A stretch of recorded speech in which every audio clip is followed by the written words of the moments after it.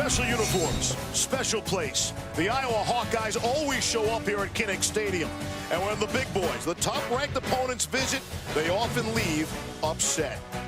Ohio State comes in fresh off a comeback for the ages. Down 15 at the start of the fourth quarter. They made big plays on special teams. A block punt turned it.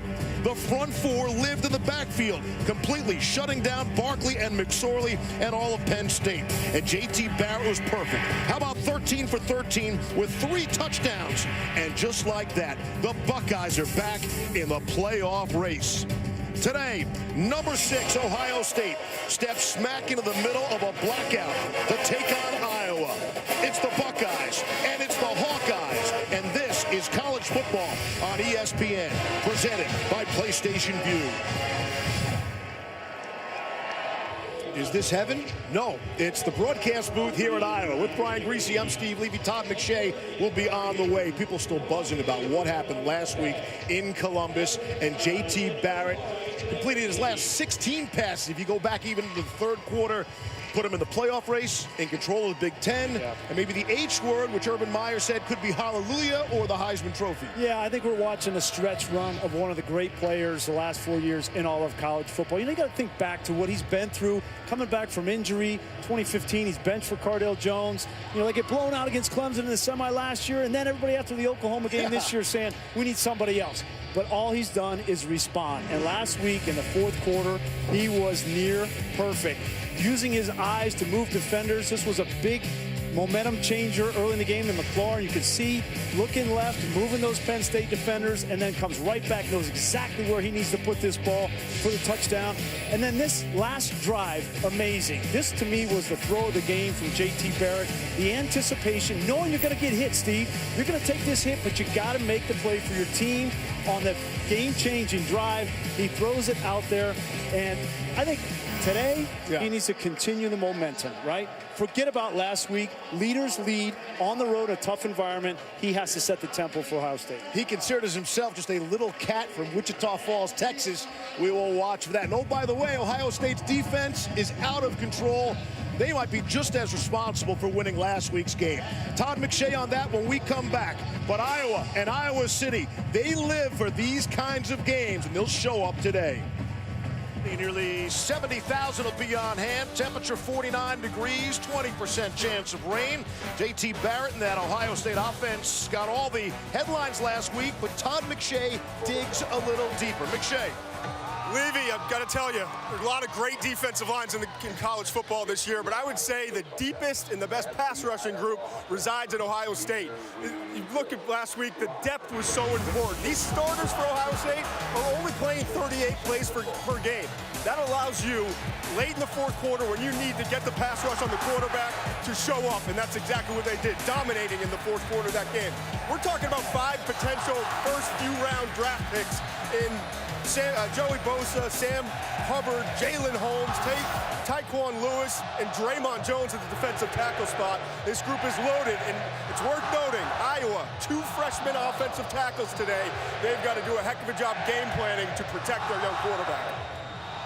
At least Todd mentioned the other team. 2 teams out there today, Greasy. A lot of focus on number 6 Ohio State early on. Absolutely, but these Hawkeyes, they know how to win here in Kinnick. They did it last year, upsetting number 3 Michigan, and they almost got Penn State. A lot of people said they should have won that game if not for McSorley. Late touchdown, the final play. Ohio State comes in 7-1, 5-0 in the conference. Iowa at 5-3, 2-3 in the Big Ten. And we are underway. And a quick kneel down, and JT Barrett and that Ohio State offense will take over the 25. Barrett delivers, fires, touchdown Buckeyes! Unbelievable comeback. The Ohio State Buckeyes knock off the number 2 team in the nation. I mean, I just did my job and just try to play my best for the team. I've never had a kid play perfect, but damn, he was close tonight. You say damn on television? He can. He can say whatever he wants after that win. What a story. What a game. And as you pointed out earlier, the best thing they can do right now is immediately put that behind them. So here's Barrett on 1st down and 10. J.K. Dobbins is the single setback. They send him out in motion to the right. All sorts of time for Barrett, and it's intercepted. It's picked off right away. Intercepted Amani Hooker.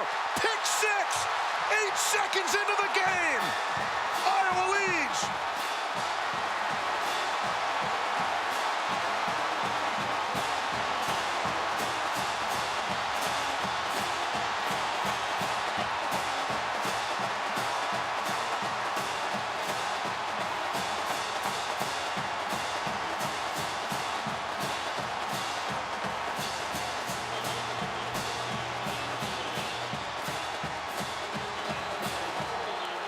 It's a 30-yard return off the pick six for Amani Hooker, the sophomore from Minneapolis. And the extra point is on the way and good.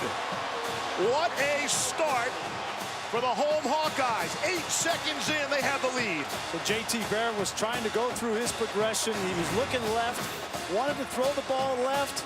You're going to see right here, the safety Hooker just reads the eyes of JT Barrett. He's coming back for his last read, and I don't think he saw him at all, Steve. And what a play to start this game from Amani Hooker. You know, talking with defensive coordinator Phil Parker, he said he's going to put the most pressure on his safeties to make plays in the run game today and in the pass game, and they couldn't start any better. Second possession coming for the Buckeyes, and Mike Weber will return. Weber stumbles out to the 20-yard line, and Ohio State will try to reset and get this going again. And Barrett will keep it. I'm not big on doing the whole crowd noise report, but I can't even hear myself think down here. This place went wild. I mean, it was loud to begin with, and after that pick six, nobody sat down. Well, that will be a factor, and it's been a factor in all the big-time games when the top-ranked foes come in here. We asked Josie Jewell just about that, and he said, no doubt. Here's Barrett on the left, throwing and completing for a short gain. See a mouthpiece popped free. But I'll bring up a third down and short. We asked Jewell about that, and I said, hey, how big are the fans? How big a deal in all those kind of upsets or close games? He said, they're it. He said, they're the reason. Yes. Which is hard to believe. You think it'd be scheme or talent? He gave it all to the fans, all the love on 3rd and 1. First down, it's Barrett, the ball carrier, and he's got the yard he needed. It's one of the toughest places to play in the Big Ten. I played here, and I remember it being loud, and the fans are right on top. It makes it a great environment to play in, but it is very difficult when Iowa's playing well and they get momentum for opposing offenses to communicate. Something to keep an eye on for Ohio State today.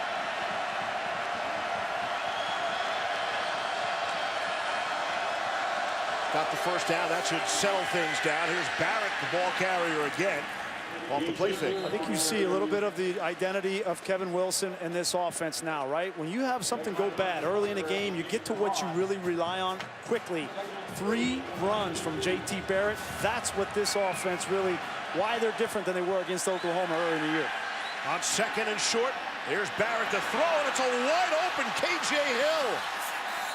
Hill has become the go-to guy with Paris Campbell not having made the trip. It's a gain of 29. Yeah, and these guys, KJ Hill is going to be featured today because no Paris Campbell did not make the trip to Iowa City with that concussion from a week ago.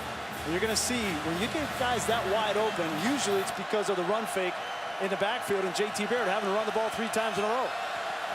On 1st down and 10. Here's Barrett to throw. Middle of the field, end zone all alone is Terry McLaurin for the touchdown, making that look easy. And points aplenty here early on in Iowa City. Well, you want to talk about the play that Amani Hooker made to start the game, right? They're going to come right back at you. There he is right here. You're going to get the receiver, just goes right down the field. And this is the pressure they're going to put on these safeties. A Hooker, you've got to be deeper there. Either the corner or the safety has to be deep. And typically, in this quarter system of Phil Parker, it's the safety. Extra point on the way. It is good. Of course it is. Sean Nurnberger has now made 152 consecutive extra points. Kickoff coverage has been quite an issue. Urban Meyer was visibly upset about it. I mean, after last week's game, I think even yesterday he was upset still about it, and vowed to make changes. Yeah, and he has. You see 33, that's Dante Booker. He's a starting linebacker. Didn't have any starters on the kickoff unit a week ago when they gave up that touchdown to Barkley. He said they needed better athletes. He's made some changes. And they go to the true freshman, Blake Haubill, to kick it off. Ivory Kelly Martin will take a knee. First down and 10. Get a look at Nate Stanley for the first time. 7-7 without Iowa's offense stepping foot on the field. Here's their first snap with possession. And Stanley comes out throwing and overthrows his intended target. The key to this game will be won. This game will be decided by those who attack the Iowa quarterback and those who protect him today. You'd be hard-pressed to find 4 better rush guys in all of college football on one team. And these guys, as Todd mentioned, alluded to, they took over the second half of that Penn State game. And here's the Iowa offensive line. 2 freshmen, 1 redshirt, and 1 true in Tristan Wirfs and Alaric Jackson. This line is anchored by their center, though, James Daniels. He's got to get this crew going today. Second down and 10. Akram Wadley's first carry's a big one down the sideline, and he'll be knocked out by Jordan Fuller. Akram Wadley rips off a big one for 30 yards. We talk about this offensive line. A lot of it is the zone read. They're going to come up. It's just zone blocking up front. You get push. You got guys that want to rush the passer. The best thing you can possibly do is start running the football in Iowa with a good start.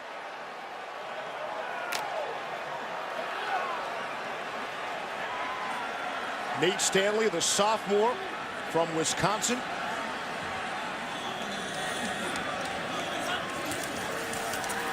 Play fake. Stanley to throw. He's in some trouble now. And he'll get rid of it and sail out of the bounds. Here come the flags late.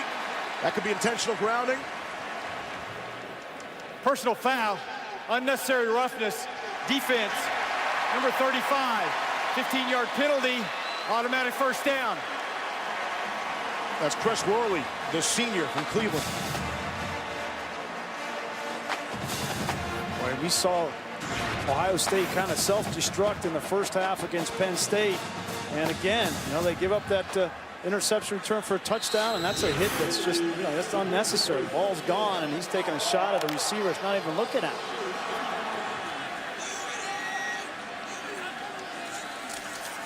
On the ground to Wadley. Just get back to the line of scrimmage. It's Worley there. Again, the play calling is interesting. Iowa was able to score on their first drive last week. That's the first time they've scored a touchdown on their first drive all season, and they came out throwing 3 consecutive plays, which is against what has been the traditional Iowa offensive philosophy. Yep, and Brian Ferentz has spent a lot of time in the NFL with Bill Belichick, and he is a smart individual. He's got a lot of plays on that sheet. The question is, how do you block up this Ohio State defensive line and run some of those plays? Second down and 8. They can get a first down still. Stanley had it batted up in the air and nearly intercepted. Draymond Jones able to bat it in the air. Sam Hubbard nearly able to grab it. Third down. Yeah, he had a receiver open. It was the tight end, and he's looking him off, and he comes back, and he wants to drill that ball in there. But Draymond Jones, great job. They teach, once you see the ball leave the quarterback's hand, get your hands up. If he doesn't get his hand on that ball, that could have been a touchdown. This is where you got to account for 97, Bosa.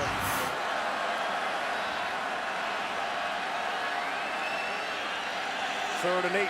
Nick Easley in motion. Looking right, throwing right, trying to go back shoulder. Denzel Ward able to knock it away from Matt Vandenberg. Fourth down upcoming. Great coverage from Denzel Ward, the junior, all over the wide receiver.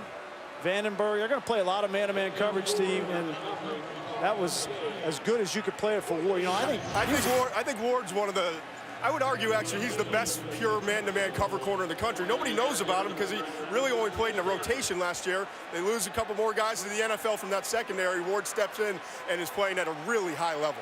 Here's Miguel Racinos on to attempt a 30-point field goal. It is up and it is good. 9:19 to go here in the first quarter. Iowa back on top. They lead 10-7. And if not for the fine defensive play, could have been worse for the Buckeyes. JT Barrett on offense when we come back. Here's Mike Weber from the 8 for Iowa State. Excellent kick coverage by Iowa that time. Play fake, Barrett to throw this time, and complete to Marcus Baugh. So many great games. Such a big weekend in college football. First down and 10. It is November after all. Here's Dobbins. Turning the corner with speed. J.K. Dobbins finally knocked out by Jake Gervais. Dobbins showing the acceleration there. Gain of 35 on the play. This is all set up by JT Barrett running the ball effectively. On the last drive, he ran it 3 times, and he ran it there for a first down on 3rd down, and all of a sudden you have to respect JT Barrett running the football and the speed of J.K. Dobbins to the 2nd level. Iowa doesn't have a safety that can run with him, so they have to have the right angle to get him down. Here's Barrett. He'll turn the corner. Has some running room. Got the first down and then some. Hey, that looked pretty easy. Yeah, and that's where you're getting an advantage in the numbers. A great block from Mike Weber, the tailback. You know, a lot of people think that these backs are just sitting there running the ball, but Ezekiel Elliott made it fashionable to block for a Ohio State running back, and Weber and Dobbins have taken the lead from that. Handoff. It's Dobbins for a couple of yards. When Barrett threw the pick 6 to start this game, that marked the first turnover for Ohio State on the road this season, this being their 4th road game. And that has sort of disguised what's really going on in this first quarter. Outside of that play, Ohio State's had a big edge and moving up and down the field. And Iowa's okay with them moving the ball. It's just trying to keep them out of the end zone. If they could force a field goal attempt here, I think they'd be pretty happy. Dobbins, the running back, split out to the left. Here's Barrett to throw. Looking for the middle of the end zone. It was knocked aside. Excellent coverage. Bo Bauer and Josie Jewell were there. This is the same play that Penn State scored twice on in the 2nd half last week. It's kind of an invert of the receiver coming inside of a tight end and then up the middle, and in a 2-deep defense. That play was there a week ago. Great job by Jewell recognizing it, probably studied that play on tape all week and just got a big mid on it. The outlaw, Josie Jewell. 3rd and 7. He'll get loud.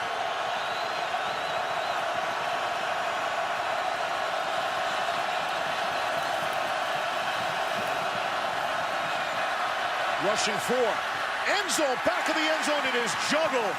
Ben Victor could not bring it down. Boy, this was a good throw from JT Barrett. There's not a lot of room down there to throw the football, as we know. He's got to get it over that linebacker, and that's perfectly thrown. And if Victor was able to catch it clean, he had the foot in bounds, missed opportunity.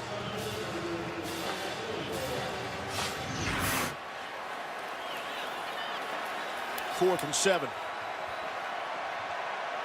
Here's Sean Nurenberger on to attempt a 27-yard field goal to tie the game. On the way. And it is good, and that was close. And that might have shaved the upright a little bit. 4.5 left here in this first quarter. Just how close? Score can't get any closer. One time. We've got a good one this afternoon. It's 10-10. Ohio State pretty much in control of their own destiny in the Big Ten. The FBI Football Power Index has them at a 75% chance to win the conference.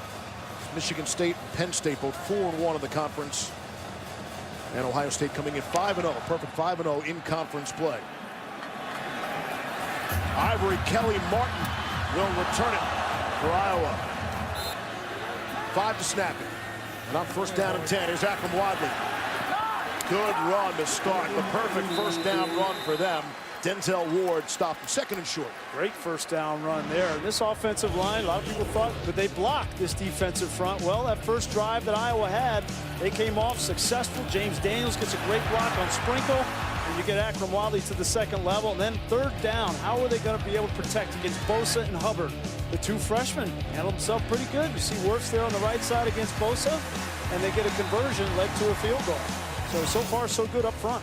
Hey, I said 2nd and short. They spotted him with the first down yardage. So they moved the sticks.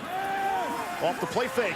Stanley to throw. Across the middle, Nick Easley took a big shot, but he's got the first down. Easley gets up slowly. Took a big hit after the gain of 14 from Jordan Fuller. Yeah, and another first down pass, Steve. I think that's really the key for Iowa offensively. Nate Stanley, he's a big kid, 6'5", 215 pounds. He can throw the football. That's probably his best strength. He's not going to run around and make a bunch of plays with his legs, but he's got a big-time arm, and they can get some separation at receiver. They're going to play against man-to-man. There'll be some opportunities. Throwing again on first down. Are we sure we're watching Iowa here? Throwing again on first down. It's the first catch of the afternoon for Amir Smith-Marset. That's not an easy throw. Rolling to your left as a quarterback to throw that ball on the outside. But a nice, again, nice design from Brian Ferentz. A first down pass, and you roll out so you don't have to worry about the protection. And these rushmen coming after you. And Nate Stanley, 2 for 4, a couple 3rd down conversions. Good start. Tough to tell with his jersey because it's black, but Stanley's jersey might be clean. I'm not sure they put a lick on him yet. They're going to keep it on the ground. Wadley's got a yard. Tracy Sprinkle. This is exactly the way that Iowa wanted to start this game. They're in the game, obviously, from a point standpoint, but back-to-back drives on offense. The first drive, 9 plays, and they get a field goal. We're going to see the 8th play of this drive coming up. They're taking time off the clock and staying in the game. 3rd down and 2.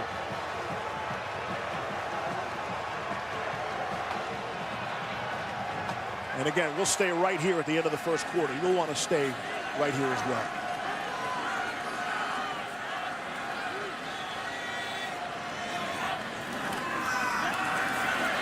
On 3rd and short, Wadley very close.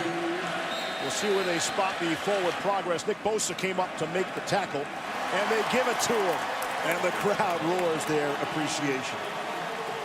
7th first down for Iowa of this first quarter.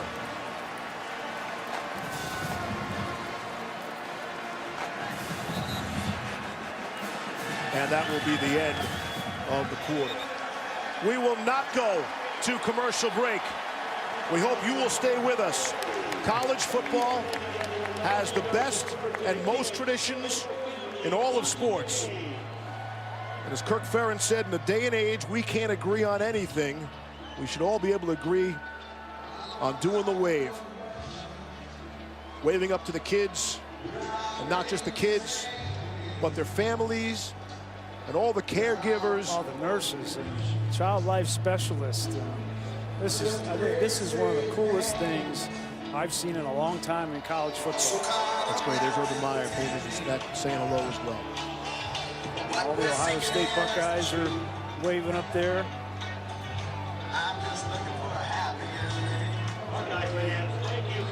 We're playing Wave on Wave by Pat Green in the background. That's it. Tied at 10s as we open up the second quarter. Steve Levy, Brian Greasy, Todd McShay. We continue Dr. Pepper's Championship Drive Game of the Week. As we come out of the super special wave, kind of fitting that Iowa will be driving towards the end zone that is in plain view for a good portion of those upstairs watching at the Children's Hospital across the way. So sometimes these things just work out. First play of quarter number 2 off the play fake. Nick Stanley taking a shot. Able to hook up with Fant. And he's inside the 10. Noah Fant. All right, you see Nate Stanley getting a little bit more confident with each throw. This was big time here. He had Fant. He had to throw it over the linebacker, Baker, right there. That is not an easy throw. Dropped it in perfectly. And the second catch for Fant in this game is a big one. See Stanley, 5 of 9. for the 55 yards to this point. First and goal.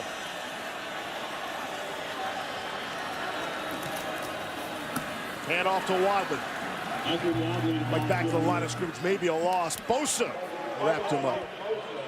And this is where it gets difficult for Brian Ferentz. They have not been a good red zone scoring team on offense. And they've already had one drive where it stalled and they had to attempt a field goal. But if you're going to beat Ohio State, you have got to convert these situations into touchdowns. Fourth worst red zone efficiency in the FBS. So when you say they haven't been good in the red, it's being kind. Fourth worst in the country. Here's second and goal.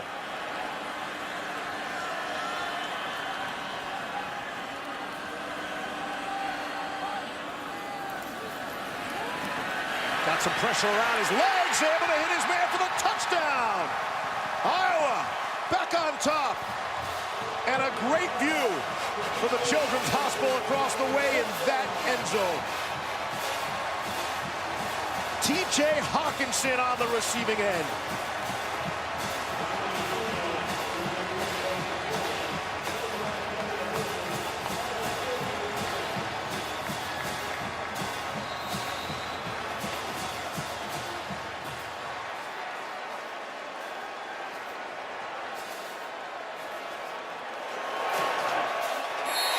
Extra point on the way, and it's good. Well, they threw the ball to Noah Fant twice already in this game, and Ohio State has to pay attention to him. But they also will use him to disguise and try to get other players open. Here's Fant right here, and here's Hawkinson. Fant's going to go this way, and Hawkinson goes up the field. There's too much attention from Ohio State's defense on Fant, and Hawkinson comes wide open in the end zone. Two guys go with Fant, and then it's Hawkinson for the touchdown. It's great play design by Brian Ferentz, the offensive coordinator. And 17-10 is the score. This will raise some eyebrows across the country. Here's Mike Weber out across the 20 and to the 24.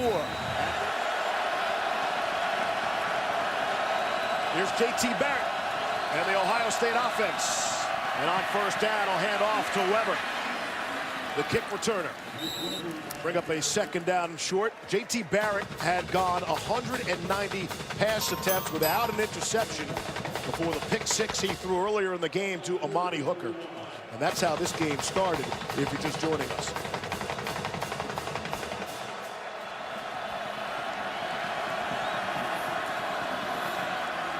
Hand off to Weber again. And he should have first down yardage. And listen, no one's going to panic about Ohio State getting behind. Even if last week didn't happen, they're still so explosive on offense, but they're not concerned at this point. No, but I do think that right now what's going through Urban Meyer's head and JT Barrett's head as well is this is going to be a dogfight. And I think that they knew coming into Kinnick with an Iowa team that's known for toughness and never giving up that this was going to be a dogfight. And now down 7 points in the second quarter, I think they realize it. Little option pitch to Weber. Cut it to the outside and then dive in. Again, very close to the first down marker again. Jake Gervais knocked him out. Second and short. I think you're going to continue to see all this misdirection and eye candy in the backfield. And it's all about discipline. And that candy in the backfield has led to this team in the second quarter of games absolutely obliterating their opponent. This is Ohio State's quarter. Second and 1. They got all they needed. And they'll move the chains. At the same time, you think defensively for guys like Josie Jewell and Bo Bauer, Ben Neiman, the linebackers are one of the most experienced groups in all of college football for Iowa. Now they've taken a shot. They've had 2 long drives. They've seen the speed of Ohio State. These two teams haven't played since 2013, so none of the guys on these two teams know each other. They had to get used to each other. And they've seen a couple of drives, and now they can adjust. Phil Parker said one of the keys would be to keep those explosive plays by the opponent to a minimum. K.J. Hill, his second reception of the game, and he describes explosive plays as plays that go more than 25 yards. Phil's done his own study, Phil Parker has. He said if we allow 2 explosive plays on average, we give up about 13 points. One more explosive play means we're going to give up about 28 points per game. They want to stay away from that. Second and 5.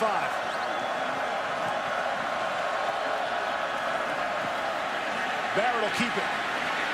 Make a few people miss. He'll take a shot. And has the first down. The gain of 6 on the play. Hooker put a lick on him. You know, Phil Parker also said that they're going to need to take the football away in this game. And first snap of the game, they did that and scored on defense. And when you do that, your percentages go way up also.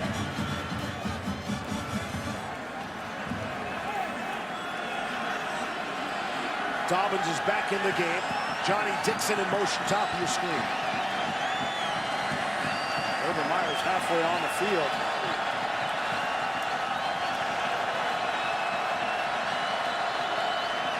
Four to snap it. Get it off in time. Here's Barrett off the play fake. Throwing down the middle of the field. It's Johnny Dixon. He was in motion and he's in the end zone for 6. 44-yard strike from JT Barrett to Johnny Dixon. And there's an explosive play for more than 25 yards. And it's only a matter of time with Ohio State. And I think Urban Meyer kind of saved this touchdown. You let it roll, guys. You know, you roll out here. I think they were in an illegal formation. And if they don't get in the right formation, this comes back. But the speed of Johnny Dixon, we saw it last week against Penn State. You get on that second level against Hooker, and there's not a whole lot of safeties that can run with Johnny Dixon with a free release. Extra point. Right down Broadway. Sean Nurnberger making 153 consecutive extra points. Ohio State, they act quickly. 7 plays, 77 yards. That's a beauty of a ball to a wide open Johnny Dixon. And we're all tied up again. 17-17.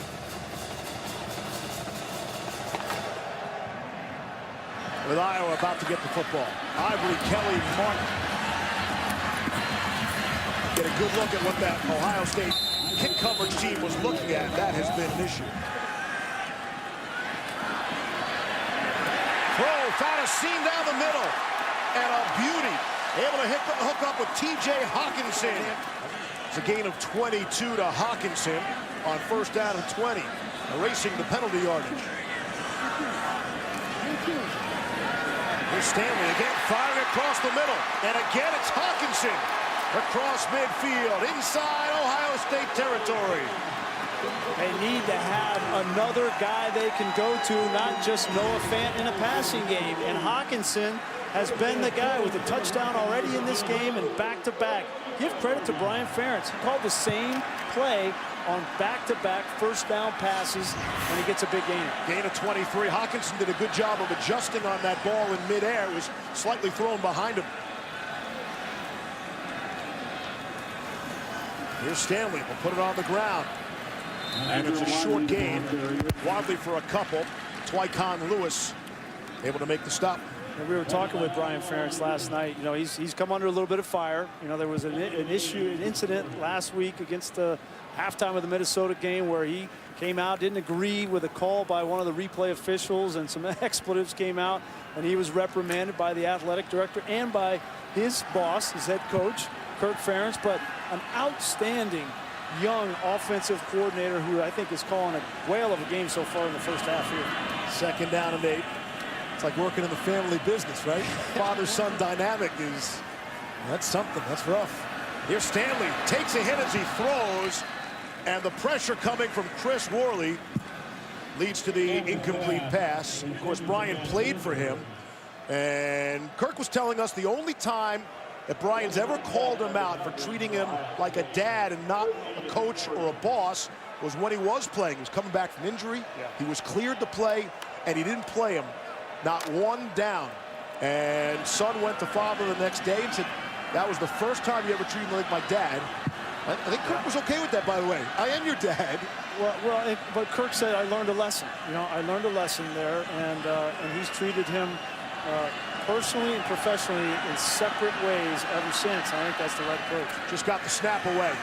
Stanley trying to stand tall in the pocket, and he'll just airmail that one out of bounds.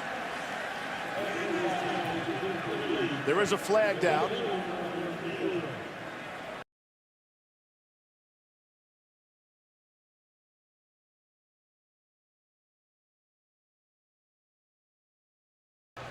After further review, the ruling on the field is confirmed.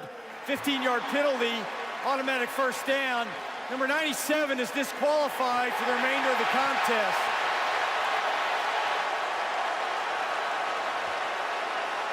You see Urban Meyer's expression. So he hasn't been getting the sacks, but he's been getting tons of quarterback pressures and hurries. And he's been maybe the single best defensive player for Ohio State.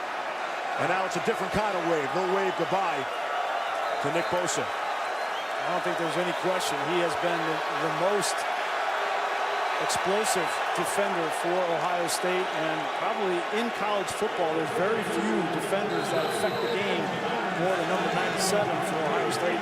In one regard, they catch a break with 3 minutes left in the half. I don't think Urban Meyer considers this a break. I meant for next week. They do have tremendous depth, but there's no replacing Nick Bosa. On first down and 10. Taking a shot in the end zone. It is caught. Noah Fant. Touchdown.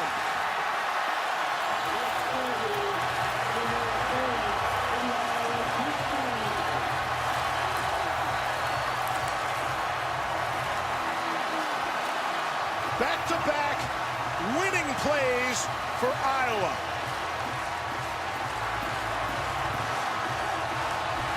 There's no better time to take a shot, right? I know you love to take a shot, second and short. There is no better time than when your opponent is having to deal with adversity. And you get that personal foul penalty, you get 15 yards, you're in the red zone fringe where you love to take a shot, and Brian Ferentz dialed up the absolutely perfect play for Fant.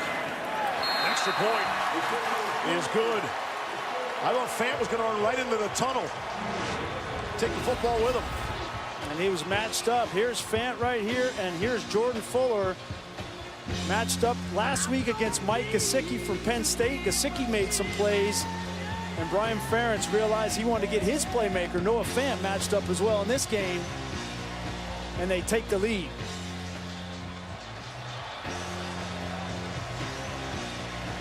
Hey, there's something going on in Iowa City. How could this first half have gone any better for the home team? No, I mean, the injuries on the offensive line for Ohio State are still a question, and losing Bosa. Mike Weber from the 6. See the little spark for Ohio State. Flags come flying from all directions as he gets out to the 22-yard line. Haven't mentioned his name a lot prior to this. Out to that same side. This time it's dropped. Marcus Baugh.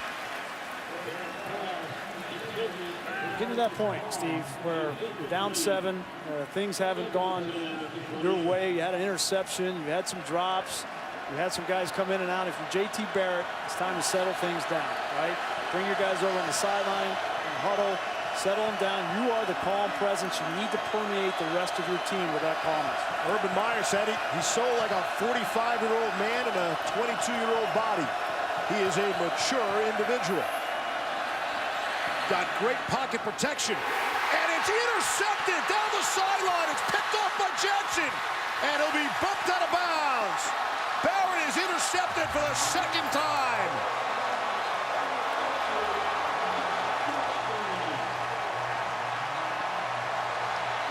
Did you just say stay away from Josh Jackson? Wouldn't throw in that direction? Absolutely, but this ball should have never been thrown. This was a force, and JT Barrett's trying to go through his progression and should have thrown the ball underneath. Minute 35 to play. Iowa still has all 3 timeouts. Handoff is Wadley. He's tripped up, still able to get a few. Chris Worley got enough of him.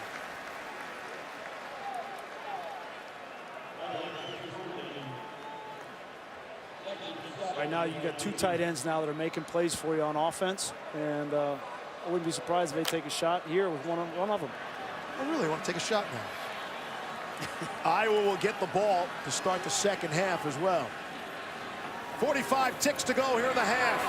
Stanley will check it down and make something out of nothing. Look at this. Akram Wadley inside the 5. That could have been a loss. Gain of 21. Big-time play from Nate Stanley. He's under pressure. The play breaks down the field, but he knows exactly where his outlet is, Steve, and that's playing quarterback.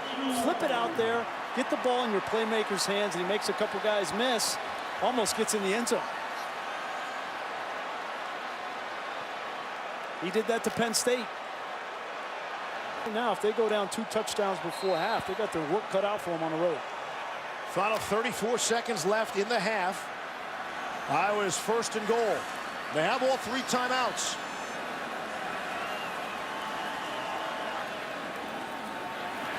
Stanley to throw for it. And a wide open man. Touchdown. It's Noah Fant.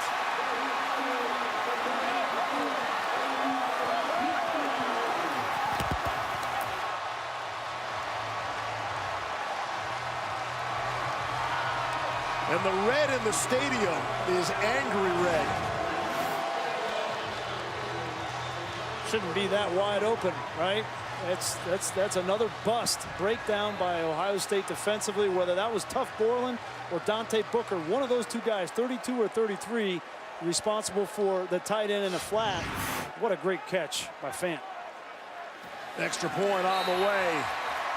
And that too is good. It's all going good for Iowa, up 31-17. We'll hear from Coach Urban Meyer coming up with Todd. But first, the halftime report. Coach, Iowa's been able to get their passing game going, especially on 1st downs. What do you do to get that fixed in the 2nd half? 2 turnovers were costly, and they are throwing the ball on us. And we're going to make some adjustments and get back to playing Ohio State football. We're playing a good team in a tough environment. We've got a big 2nd half coming up. Getting set for a 2nd half action, and it will be refreshing. Steve, leave it alone with Brian Greasy. You'll see Todd McShay shortly. You can't help but go back to what happened a week ago. Down 15 going into the 4th quarter. Here it's 14.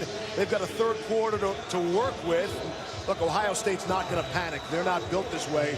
And while they're trailing, that's the story. You can't take away from what Iowa has done. They protected their quarterback and haven't turned it over. Well, I think the difference between this game and what happened last week at Penn State is last week it wasn't JT Barrett the reason why they were down 2 touchdowns, but the 2 interceptions this week are on JT Barrett. How does he respond? Because they're down because of him.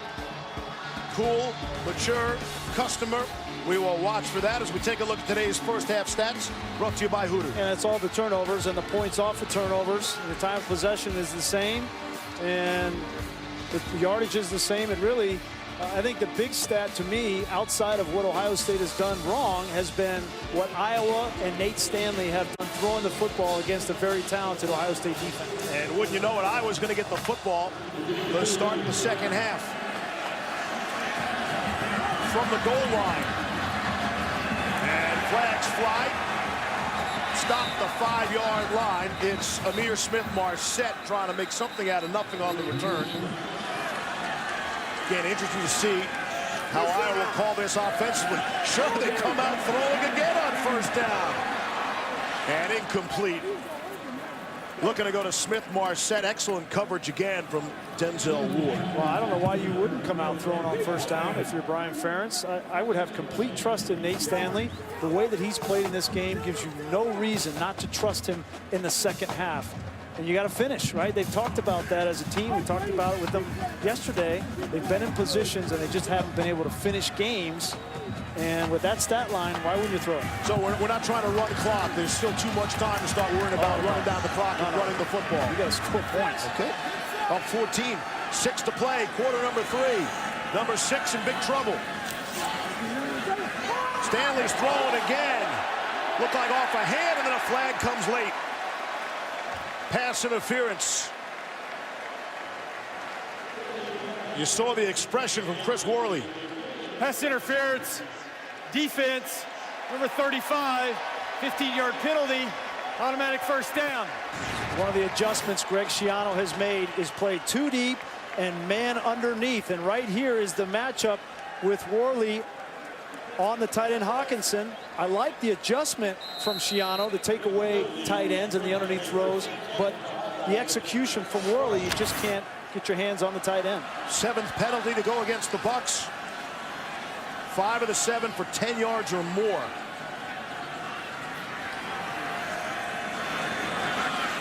Ball out at the 37. Akram Wadley for a few. Worley makes the tackle there. Have to give you your props, Grease. Nate Stanley, the 4th down play, the pooch punt. Thought I was standing next to Tony Romo there for a second. Predicting plays before they happen. Very impressive. How many times did you punt in college? Yeah, pooch punt. Well, I love the pooch punt because you keep the regular defense on the field and there's no rush. It's a 47-yard punt by Stanley officially. Plus, you can use a hard count. Net of 27. And here's Stanley on the run, showing off some more skills and able to complete just shy of midfield. It's Nick Easley, Todd. You don't see a lot of that. Stanley throwing on the run that way. And I'm just right behind him looking from his vantage point on that throw. You could not have placed that ball any better. This guy's dealing right now. Sounds like a guy who could be on the big board here soon. Yeah, slow down. That was a great catch, too, by Easley. It looked like that ball may have come out, but nonetheless, they give it to him. 1st and 10, just across midfield. Wadley staying on his feet, making people miss. Akram Wadley, what a run in a play. Sort of the story of the game right there. Just let this run sink in and appreciate the skills of Akram Wadley. 1, 2, 3, 4, and these are just normal everyday defenders. This is Ohio State defense who pretty good. 22-yard run for Akram Wadley. He's over 100 for the game. 4.5 to play in the 3rd. And Stanley will be taken down. Bit of a sandwich. Tyquan Lewis was there for Ohio State, and Tracy Sprinkle. Again, with the loss of Bosa, if you have to lose a player that talent, that would be the position because they are so deep, the Buckeyes are there. Yeah, certainly are. And some people, they ask me a lot, well, why is it so important to throw the ball on 1st down? And you see the beneficiary of Akram Wadley, getting some looks, in the run game, and that's all because of the success throwing the ball on 1st down. But if you throw the ball on 1st down and you take a sack and get in 2nd and 13, 14, then you're in trouble. That was the first time they were able to sack Stanley all afternoon. It's 2nd and 13, across the middle. And it's Wadley, able to get back a lot of the lost yardage from the sack. 3rd catch of the afternoon. So if I'm going to be real smart right here if I'm Nate Stanley. 3rd in this situation. I love using a hard count. He told us he liked to use a hard count last night because you could get a cheap one. But no turnovers here because you have a field goal in your back pocket to go up 17.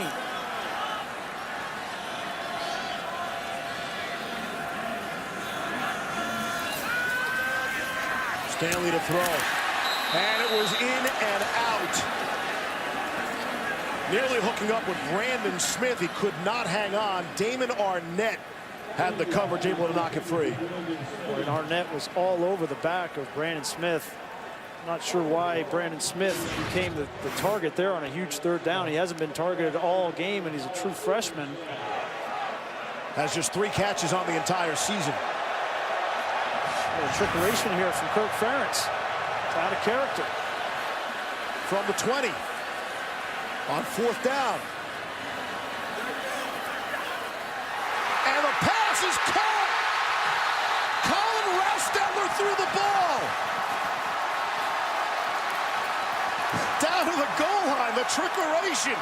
And that was his snapper, Tyler Kluver, on the receiving end. That ball hung up forever. It didn't look so hot in the air. But Kluver, give him credit. That ball's hung in the air just to come up with it. And it couldn't stay on his feet. Wow. This is not the MO for Kirk Ferentz. He is by the book, doesn't like a whole lot of trickery, but give him credit. At the right time against the right team, they convert. 1st and goal. Play fake. Stanley, they got him wrapped around the legs. Back to the end zone. Caught. Touchdown. It's Hawkinson. It's all going right for the Hawkeyes.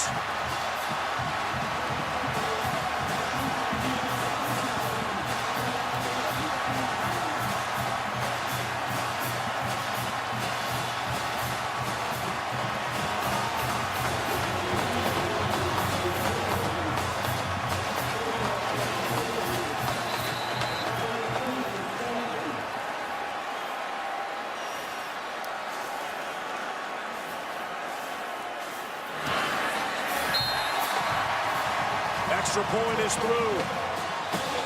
Fourth touchdown pass for Nate Stanley.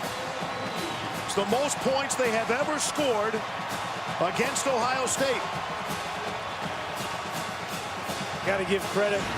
This coaching staff has given Iowa a chance to win. They're not playing not to lose. They are playing to win this game. And they've done it time and time again here at Kinnick. And they're in great position now here approaching the end of the third quarter. So we had a chance to visit at the Children's Hospital across the way from the stadium.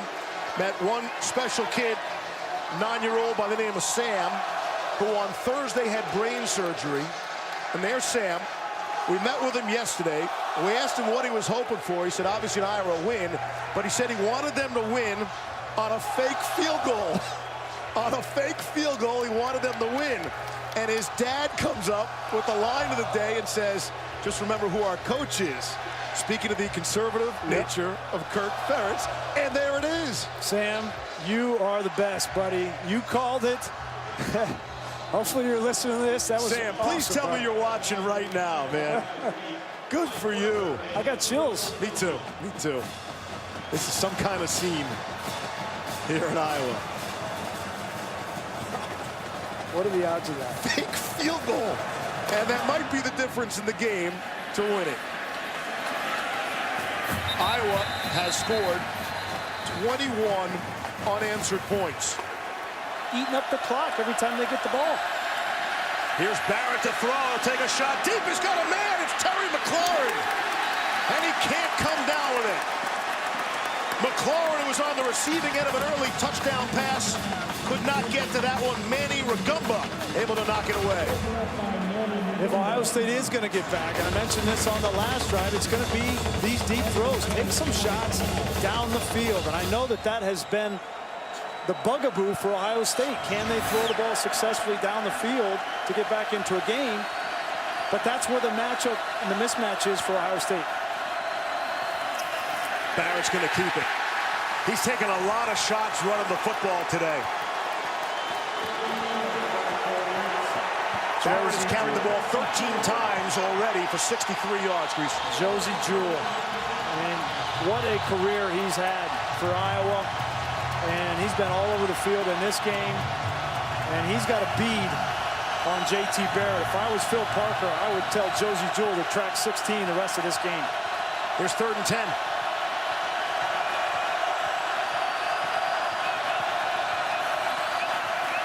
Barrett all sorts of time. It's knocked out at the line of scrimmage. Batted down by A.J. Epenesa. Epinesa makes the play.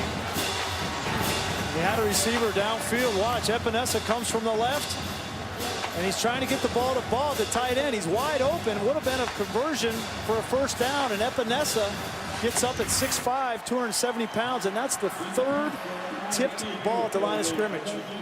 Epinesa, whose dad, Epi Epinesa, played for Iowa back in the late 90s. They think he's a special player. He's got some special skills.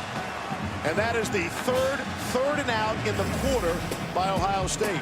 They'll run the football here for now. James Butler. And at some point, the clock will come into play. Still with 90 seconds left here in the third quarter.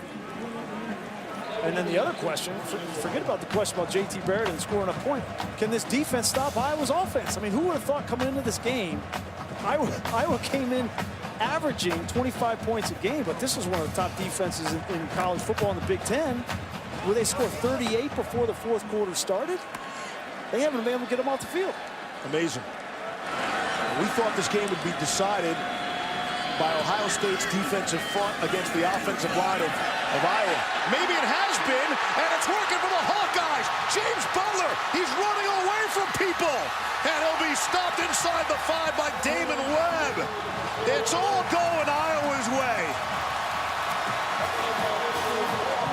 This offensive line is coming off the ball. They're running that zone scheme to the right, and great vision from Tuff Borland.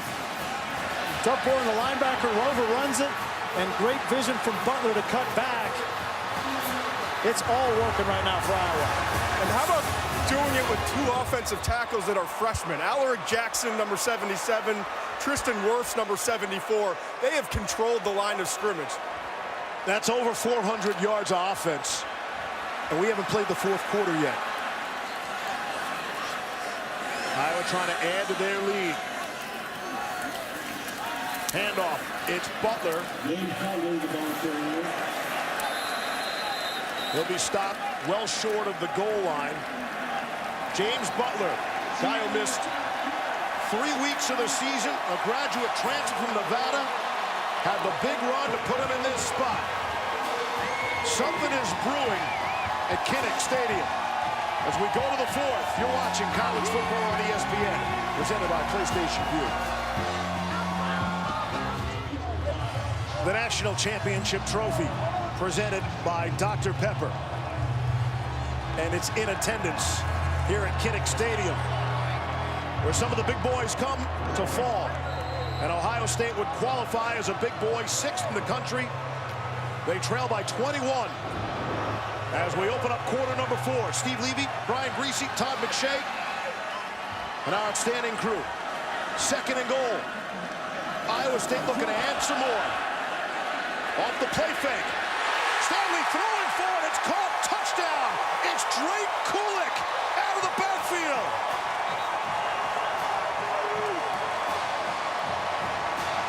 "28 unanswered points by Iowa."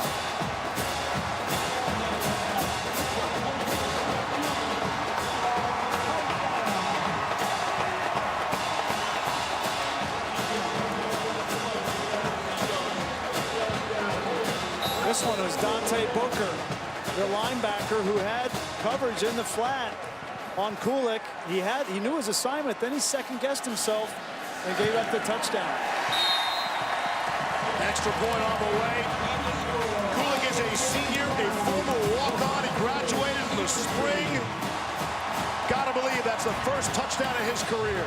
And what are they thinking about in Columbus right now? What do they watch from watching from long distance? What has happened to these Buckeyes? I think they were afraid of this, right? They were afraid of the letdown after the emotional win from a week ago. How could you not have a letdown? And this has been a colossal letdown. Mike Weber from the 3. Out ahead of the 22. There's a flag. They say you remember the games in November. And they're watching this game, but the Penn State-Michigan State game for sure. Here's Barrett. On the move, throwing down the sideline. He had a man, Terry McLaurin, and he just overthrew him. Amazing. JT Barrett has completed just 9 passes to this point.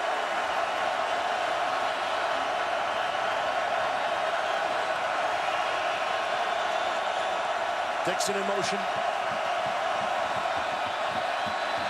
2nd and 10, Barrett. All sorts of time. Now he'll launch it, and it is intercepted.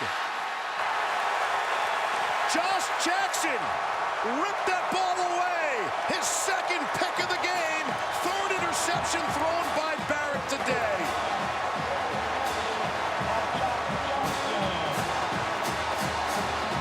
All 3 JT Barrett interceptions tonight have been on his 3rd read, and he's been late. You see him, he's looking left, and that worked for him last week against Penn State.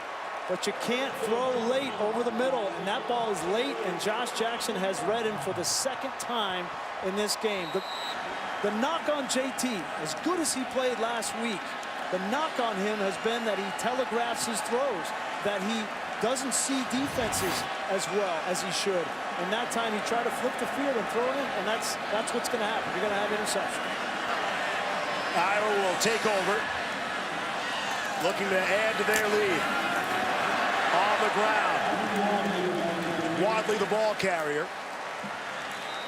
14.5 to go here in the 4th quarter. And again, you can't see this enough. JT Barrett coming in had thrown 1 interception all season.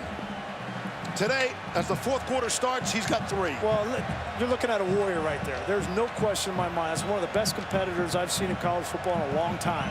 And tonight has not been his night. There's no question about it. But that doesn't take away everything that he's done. But this this is going to be a bitter pill to swallow. And I can't believe I'm saying that at the start of the fourth quarter. We're crying out loud, but I don't know how Ohio State comes back from this. 2nd and 5.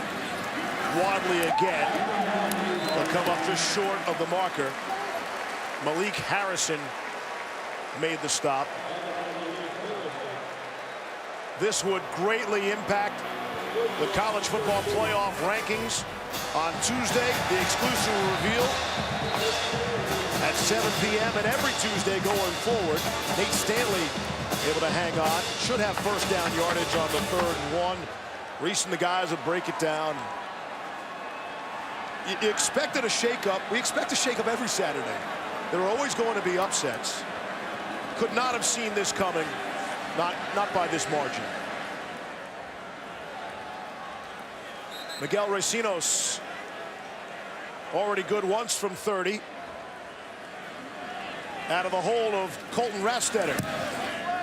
This time Rastetter will just put it on the ground and hold it.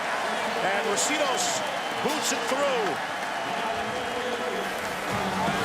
Making 31 unanswered points by Iowa. That's just the latest interception. The last of 3 thrown by JT Barrett so far today. Best food in the business up here at the Iowa press box. Indeed. Ohio State another crack with the football. Coastal Carolina in the house. King at 1-7. Why wouldn't they go to Arkansas and play well? Barrett to throw. And even that pass just behind Marcus Baugh, and he couldn't haul it in. Yeah, and JT Barrett is shook right now. And how could you not be? You know, anytime you throw this many interceptions, you start to second guess yourself. And in your head, it's so hard to overcome that. Not to mention the points, which the largest comeback in school history. They're down by 31. Came back. Here's Barrett stepping up and firing to Johnny Dixon. They'll try to make a move. He's got the first down. And that is the first down of the half for Ohio State. And no points in the last 7 possessions for Ohio State. This is an offense that came in on fire. Barrett on the run to Weber. And a tremendous tackle. Can't get out of the grasp of Ben Neiman.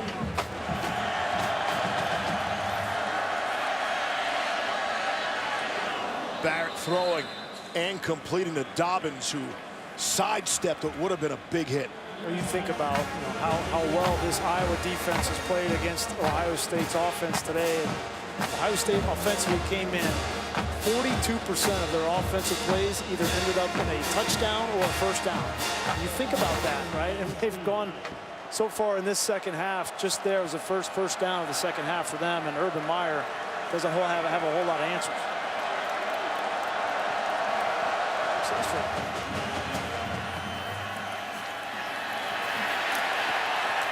Barrett able to knock a defender away and hook up with Marcus Baugh for a short pickup. No one had been hotter. Well, I beg your pardon. Arizona's Khalil Tate had been better than JT Barrett, but he's the only one. The last 6 games coming into this one, Barrett had completed 75% of his passes, 22 touchdowns, no interceptions. And actually, Tate's been better over the last 6. He'll play tonight on ESPN against USC. And then this clunker comes out of nowhere. You wondered if some of it was fool's gold, though, with the competition they had played prior to Penn State. But then when he goes out and has the performance he has, especially in the last 3 quarters, then you start to really believe it. Now, we ran down their victories on the season earlier, and outside of that Penn State, nothing to brag about. On 3rd and 1, Barrett underneath, able to complete to C.J. Saunders, his first catch, and there's a first down. Saunders a walk-on, makes the grab. The fact you're throwing the ball to C.J. Saunders, right? What does that tell you about your receiving core and the reliability? Just have not been there tonight. Ohio State returns next week. They'll be at home against Michigan State. Barrett to throw. End zone! Johnny Dixon! Touchdown, Buckeyes!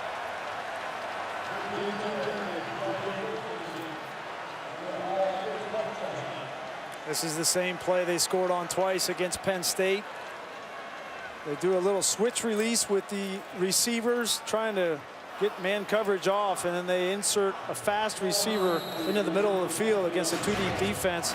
They tried to run it initially earlier.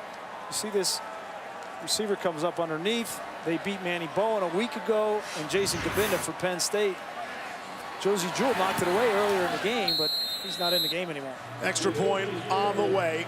That touchdown by the Buckeyes will make the final score look a little better. It snaps a 31-point unanswered run by the Hawkeyes. We wondered how Ohio State would follow up that tremendous comeback a week ago, and we got our answer. Onside kick is recovered cleanly by Iowa. 4.5 to play here. 48-24. Hawkeyes leading Buckeyes.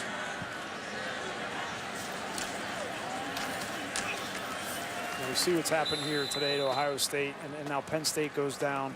And college football, right? You can't underestimate, what an emotional game like that last week, 39-38, what it takes out of a team and what it takes out of these young kids as players. And both Penn State and Ohio State weren't able to show up this week to follow it up. And this is going to put, in my opinion, this puts the Big Ten in danger of not making the playoff. And I know you're going to talk about Wisconsin, undefeated Wisconsin, but as it stands right now, Wisconsin doesn't have a team on their schedule that's even ranked in the college football playoff top 25. It'll be hard to argue for and that. There has not been in 3 years, there has not been a team make that Final Four without at least 3 top 25 wins. Breaking free is Torrin Young. Getting big plays from everyone. Torrin Young, just his second carry of the night. Damon Arnett saved a touchdown. And this offensive line has done it all game. James Daniels again gets the block there on Tough Borland. Kirk Ferentz gets in the locker room. They need to walk up to this offensive line and give them all a game ball. 34-yard run for Torrin Young.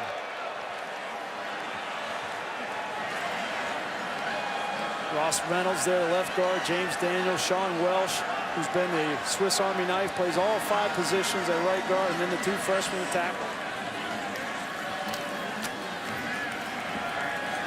It's Young again. They were getting tired of all these 17-10 games that Iowa's been playing, the winning and losing. This looks nothing like a 17-10 game. 3 of the last 4 games for Iowa, that's been the final score. They've been on the wrong side of a couple of them.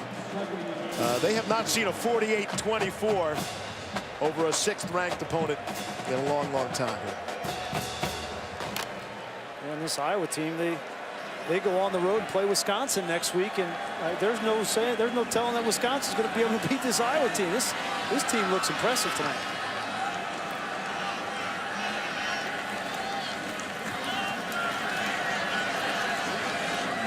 On the ground with Torrin Young. These 2 teams haven't played since 2013. Right? Yep. And that's kind of the quirks of the divisions of the Big Ten. And after tonight, I don't think Ohio State wants to see Iowa again for quite some time. 48 points. Yeah. Last time Ohio State came to Kinnick was back in 2010. Actually, we asked Urban Meyer what he remembers about his last visit.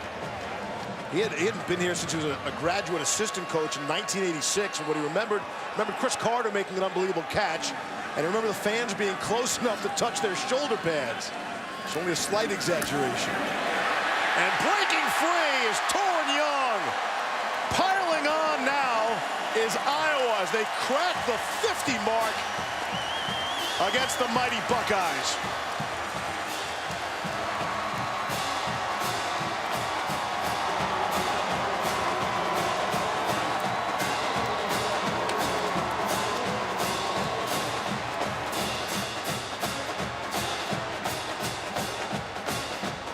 Statement there. We're going to run it. You know it. Doesn't matter. We're going to continue to run it. Ran it right down their throats for 50 yards of offense, all on the ground. That's all about want to, and Ohio State is laid down. Ohio State lost 31-0 in the semifinal against Clemson a year ago. Everybody had questions about the offense. Everybody had questions about the future. And this is the kind of game, this is the kind of beatdown that makes people like Urban Meyer begin to think, do I have the right approach? Am I going in the right direction? He made a bunch of changes, brought in Kevin Wilson, Ryan Day on offense, and it hasn't worked. Weber will take a knee. Wow, crazy. We've been fortunate to see both of those teams. Well, Heisman contenders, right? I mean, Mason Rudolph throws a costly interception there. Obviously, JT Barrett entered into that Heisman conversation, and he's now out of that. Saquon Barkley had another rough game today. Struggled running the football as he did a week ago. 14 carries for 63 yards rushing for Barkley. And then there was Baker Mayfield and Bryce Love. Let's see how Bryce Love does coming back tonight off an injury. Antonio Williams, his first carry. Second, I beg your pardon, on 2nd and 2.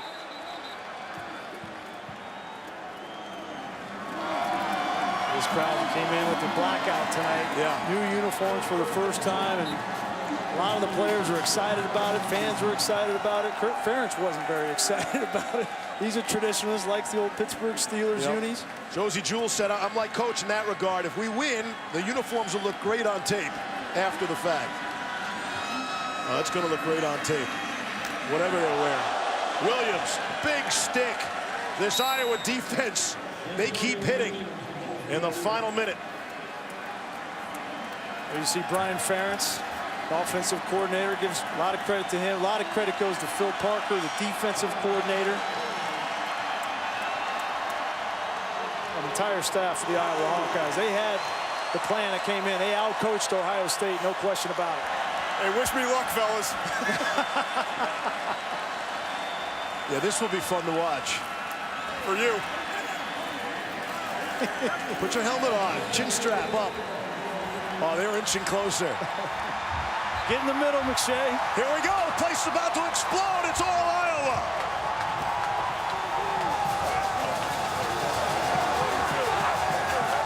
Let me know where he is.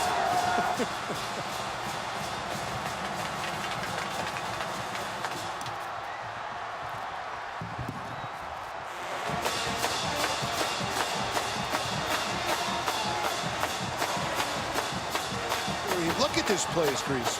It's unbelievable. It's one of the greatest places to play in all of college football. You see Kirk Ferentz needs an escort to get out. He's got a whole troop in front of him. See if you can find McShay. Can you see McShay in there?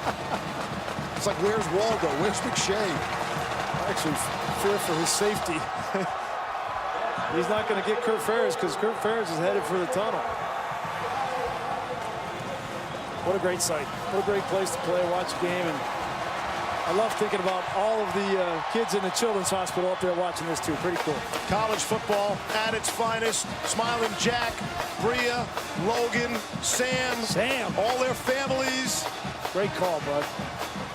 All the workers, all the doctors and the nurses give such great care. Final score. Iowa beat number 6 Ohio State 55-24. You heard me right. 55-24 Iowa to Bob Wischusen, Brock Ewart, and Allison Williams.